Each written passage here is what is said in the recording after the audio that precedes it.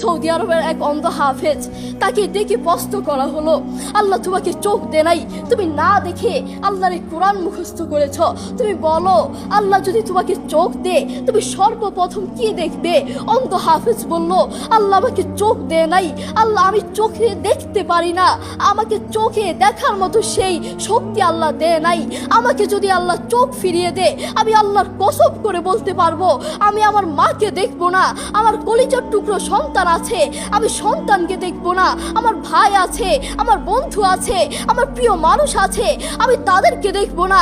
আমি দেখবো যেই কোরআন আমি না দেখে মুখস্থ করেছি সেই কোরআন দেখবো, সেই কোরআনের আয়াতগুলো কত সুন্দর তার দিকে তাকাবো। আল্লাহু আকবার।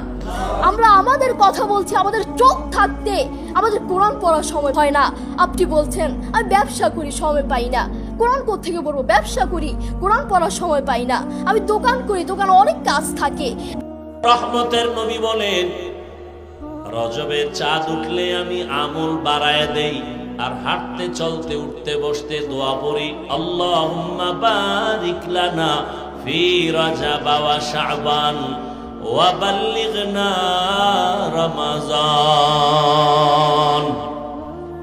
আয় আল্লাহ, রজব ও শাবানে আমাদের বরকত দান করেন, হায়াতটা বাড়ায়া রমাজান পর্যন্ত পৌঁছাইয়া দেন।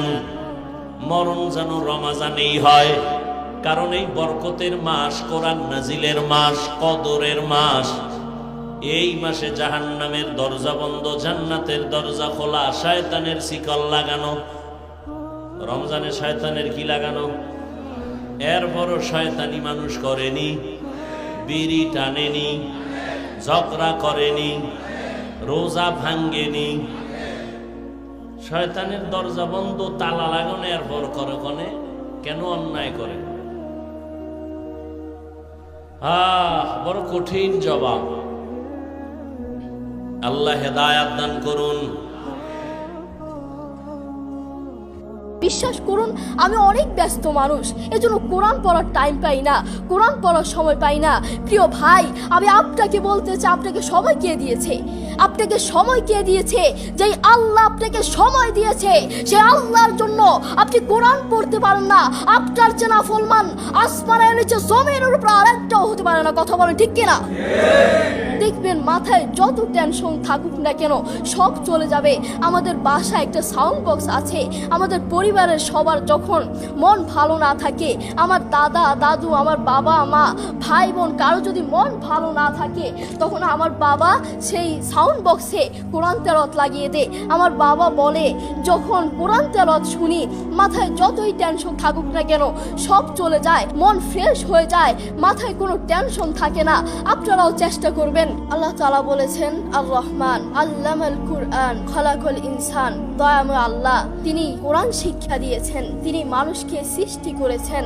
আপনি দেখুন বর্তমান পৃথিবীতে যিনি কোরআন নিয়ে প্রতিবাদ করেছেন, আল্লাহু আকবার, যিনি বর্তমান এই পৃথিবীর বুকে কোরআনের সৌন্দর্য তুলে ধরেছেন, কোরআন যে ভুল নয় তা প্রমাণ করেছেন, তিনি হচ্ছে ডাক্তার জাকির নায়েক হাফিজাহুল্লাহ। তিনি কোরআনের মর্যাদা তুলে ধরেছেন, কোরআন যে ভুল নয় তা প্রমাণ করে দিয়েছেন। এই পৃথিবীর বুকে আপনি দেখবেন পৃথিবীর বহু মানুষ চোখে দেখে না, পৃথিবীর বহু মানুষ কথা বলতে পারে না, পৃথিবীর বহু মানুষ হাঁটতে পারে না, পৃথিবীর বহু মানুষ কানে শুনে না, তবু আল্লাহু আকবার, যারা অন্ধ দেখবেন তারা চোখে দেখে না কিন্তু শুনে শুনে এই কোরআন মুখস্থ করে, যারা কানে শুনে না তারাও এই কোরআন মুখস্থ করে, যারা কথা বলতে পারে না তারাও আল্লাহু আকবার দেখবেন এই কোরআন মুখস্থ করে। আমার বাবার একটি মাদ্রাসা আছে, নাম হচ্ছে আল হিদায়াত প্রতিবন্ধী মাদ্রাসা। সেখানে বিভিন্ন প্রতিবন্ধীরা। শাবান বড় দামি মাস, রহমতের নবী বলেন রজব এটা শাহরুল্লাহ।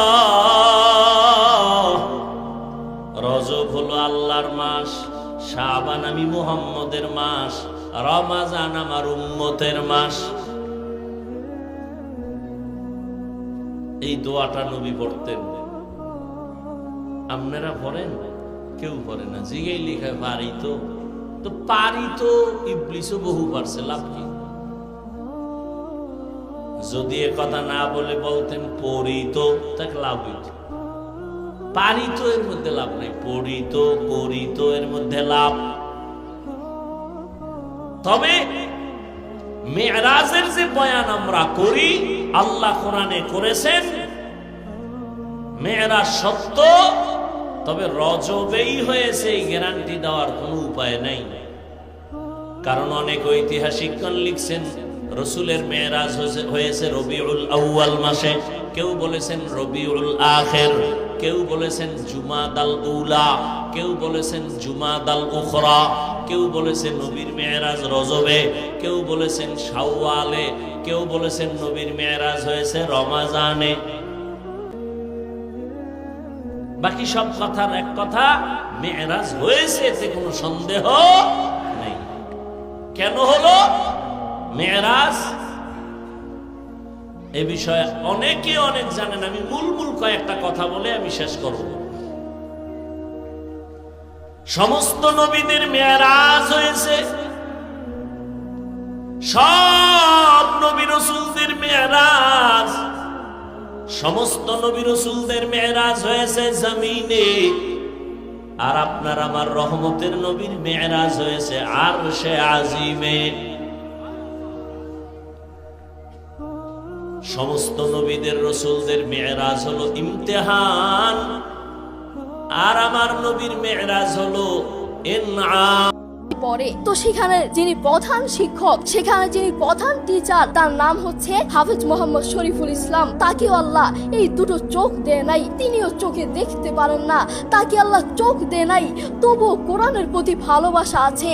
আমি যখনই তার কাছে যাই তখনই দেখি তিনি সব কাজ বাদ দিয়ে তিনি কোরআন তেলাওয়াত করছেন বা কোরআন শুনছেন। যখনই যাই তখনই দেখি তার দুটো সন্তান আছে। তিনি চাইলে তার সন্তানগুলোর চেহারা দেখতে পারে না, তিনি চাইলে তার মাকে দেখতে পারে না, তার বাবাকে দেখতে পারে না, তার আদরের টুকরো সন্তানগুলোকে দেখতে পারে না। তিনি চাইলে তার প্রিয় মানুষকে দেখতে পারে না, তার আত্মীয় স্বজনকে দেখতে পারে না।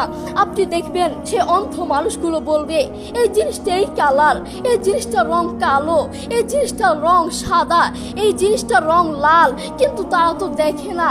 তারা মানুষ থেকে শুনে শুনে তারপর বলে এই জিনিসটার রং কালো। একটু পরীক্ষা করে দেখবেন, আমরা 1 ঘন্টা চোখটাকে এভাবে বন্ধ করে থাকতে পারি না, আমরা 2 ঘন্টা একদিন এভাবে চোখটাকে বন্ধ করে থাকতে পারি না। আর সেই অন্ধ মানুষগুলো বছরের পর বছর চলে যায়, মাসের পর মাস চলে যায়, দিনের পর দিন চলে যায়, এভাবে চোখটাকে বন্ধ করে থাকে। তারা কিভাবে পারে? তাদেরকে আল্লাহ চোখ দেয় নাই, তবুও কোরআনের প্রতি ভালোবাসা আছে। আর আমরা আমাদের কথা বলছি, আমাদের চোখ থাকতে আমাদের কোরআন পড়ার সময় হয় না। আপনি বলছেন আমি ব্যবসা করি, সময় পাই না। কোরআন কোত্থেকে পড়বো? ব্যবসা করি, কোরআন পড়ার সময় পাই না। আমি দোকান করি, দোকানে অনেক কাজ থাকে, এজন্য কোরআন পড়ার সময় পাই না। আমি অফিস করি, অফিসে অনেক কাজ থাকে, কোরআন পড়ার সময় পাই না। আমি অনেক ব্যস্ত মানুষ, বিশ্বাস করুন আমি অনেক ব্যস্ত মানুষ, এজন্য কোরআন পড়ার টাইম পাই না, কোরআন পড়ার সময় পাই না। প্রিয় ভাই, আমি আপনাকে বলতে চাই, আপনাকে সময় কে দিয়েছে? আপনাকে সময় কে দিয়েছে? যেই আল্লাহ আপনাকে সময় দিয়েছে, সেই আল্লাহর জন্য আপনি কোরআন পড়তে পারেন না। আপনার চেনা ফলমান আসমানের নিচে জমিনের উপর আরেকটাও হতে পারে না। কথা বলেন ঠিক কিনা?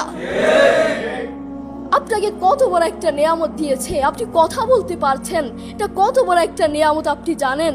কোরআনের সুর বড় মধুর সুর, কোরআনের সুর জানেন, একবার শুনলে বারবার শুনতে মন চায়।